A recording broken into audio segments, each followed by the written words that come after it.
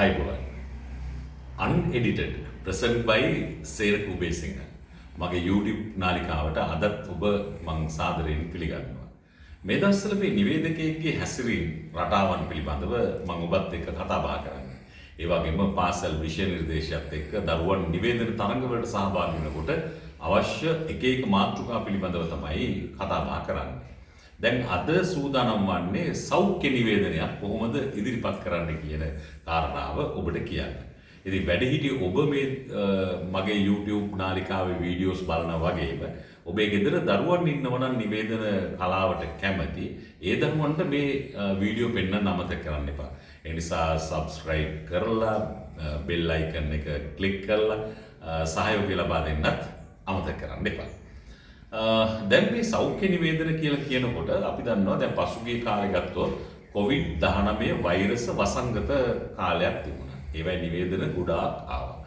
මේ මෑත කාලේ ගත්තොත් දෙනියාය පැත්තේ පාසල් පද්ධතියකට උණ රෝගයක් බෝ වෙලා ඒ උණ රෝගය පැතිරීම වළක්වන්න පාසල් වහලා ওই වගේ නිවේදන ටිකුත් ආවා.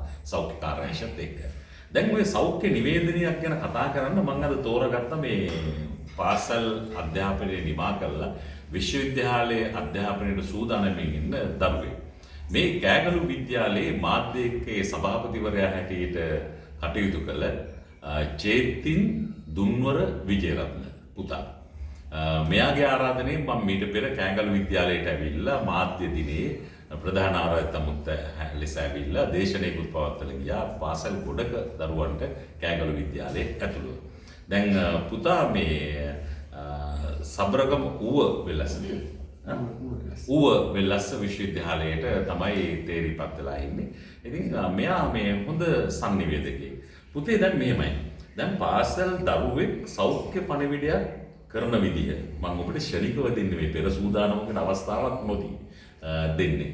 ඔබ කැමති මාතෘකාවක් ගැන අපි කතා කරමු. හඬ නගා කතා කරමු. මයික්‍රොෆෝනේ ටිකක් ඈත තියෙන නිසා. මම කැමති අතරම මේ දවස්වල පවතින මෙනින්ජයිටිස් රෝගී තත්ත්වය පිළිබඳවම සෞඛ්‍ය පණිවිඩය කරන්න. ඉතින් මිනිසෙක්ට සෞඛ්‍ය කියලා කියන්නේ උතුම්ම දායක. ඉතින් අපිට අද කාලේ පුවත් අහන්නට දකින්නට ලැබෙන ඒවායින් ගොඩක් ඒවායින්ම අපිට දකින්නට අහන්නට ලැබෙන්නේ ලංකාව ඇතුළත වගේම විදේශ රටවල් වල පවා මේ ආකාරයේ විවිධ වසංගත රෝගී තත්ත්ව ව්‍යාප්ත වෙන කාරණාව සම්බන්ධ. ඉතින් ලංකාව පුරාවට දිස්ත්‍රික්ක 3-4ක් ආශ්‍රිතව පහුගිය කාලවකවානුව තුළ මෙනින්ජයිටිස් කියන රෝගී තත්ත්වය ව්‍යාප්ත වෙලා තිබුණා. ඉතින් සෞඛ්‍ය කාර්යාංශය ඇතුළුව විශේෂඥ වෛද්‍යවරුන් රසක් මේ පිළිබඳව පරීක්ෂණ කරලා තිබුණා. ඒ වගේම විස්තර ඉදිරිපත් කළා. ඉතින් වෛද්‍යවරුන්ගේ නිර්දේශය වුණේ යම් කිසි හැරි රෝගී ලක්ෂණයක් බාහිරට පෙන්වුම් කරනවා නම් වහාම වෛද්‍යවරයෙක් හමු වෙලා ඒ අවශ්‍ය ප්‍රතිකාර ගන්නට කියන කාරණාව. ඉතින් ඒකෙන් එක පැත්තකින් අපි අපේ සෞඛ්‍ය ආරක්ෂා කරගන්නවා වගේම අපේ හිතාදරයින්ගේ සෞඛ්‍ය ආරක්ෂා කිරීමේ වගකීම සහ යුතුයකම ඉෂ්ට කරනවා කියන එක මේ අවස්ථාවේදී මතක් කරනවා. ඒ වගේම මේ දවස්වල තියෙන වර්ෂාපතනය නිසාවෙන් තවදුරටත් මේ රෝගී තත්ත්වය වැඩිවීමේ අවදානමකුත් තියෙනවා කියලා සෞඛ්‍ය කාර්යාංශය විසින් නිවේදනය කරලා තියෙන පසුබිමක අපිට යුතුයකමක් වගකීමක් තියෙනවා. ඒවෙන් ආරක්ෂා වීමේ ක්‍රියාමාර්ග ගන්නට. ඒ වගේම තවත් පුංචි මතක් කිරීමක් කරනවා. මේ දවස්වල වෙසක් දන්සැල් සංවිධානය කිරීමකුත් පවතිනවා. ඉතින් මේ වර්ෂාපතනය ඒ වගේම මේ රෝගී තත්ත්වයන් ව්‍යාප්ත වෙන පසුබිමක සෞඛ්‍ය ආරක්ෂිත ක්‍රියාමාර්ගත් එක්ක මේවා සිද්ධ කරොත් අපිට පුළුවන් වෙයි අපේ සෞඛ්‍ය වගේම හිතාගැනීමේ සෞඛ්‍ය ආරක්ෂා කරගන්නට. ඉතින් මේ ආදරණීය මතක් කිරීම මේ අවස්ථාවේදී ඔබ සියලු දෙනා වෙනුවෙන් සිද්ධ කරනවා. බොහොම හොඳයි. දැන් චේතින් පුතාගේ නිවේදනය රූපවාහිනී මාධ්‍යයටත් ගැලපෙනවා.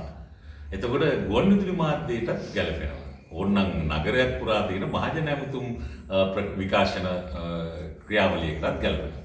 ඔන්න දූල පුතාලා දැන් මතක තියාගන්න සෞඛ්‍ය පණිවිඩයක් මිනිස්සෙකුට නැත්තම් ශ්‍රාවකයාට නැත්තම් ප්‍රේක්ෂකයාට ලගන්නා සුළු ආකාරයෙන් ඉදිරිපත් කරන ආකාරය.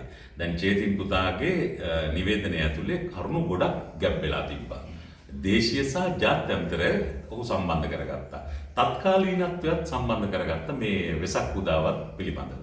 ඒ නිසා අන්න ඒ විදිහට පාසල් පද්ධතියේදී ඔබ සූදානම් වෙලා ඉදිරිපත් කරන නිවේදනයකට පෙර සූදානම් වෙන්න. අද එපමණයි අපේ පාඩම.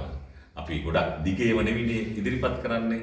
මතක තියාගන්න හොඳ නිවේදකයෙක් වුණාම හොඳ ආත්ම විශ්වාසයකින් Tamanගේ ක්‍රියාවලියට ඉදිරිපත් වෙන්න. තවත් වීඩියෝකින් අපි හමු වෙමු. චේතින් පුතාටත් බොහොම ස්තුතියි අපිත් එක්ක මේ YouTube නාලිකාවට සම්බන්ධ වීම පිළිබඳව. මේ ස්තුතිවන්ත වෙනවා මටත් අවස්ථාවක් ලබා දෙන්න පිළිබඳව. ඔබ හැමෝටම ජයශ්‍රී.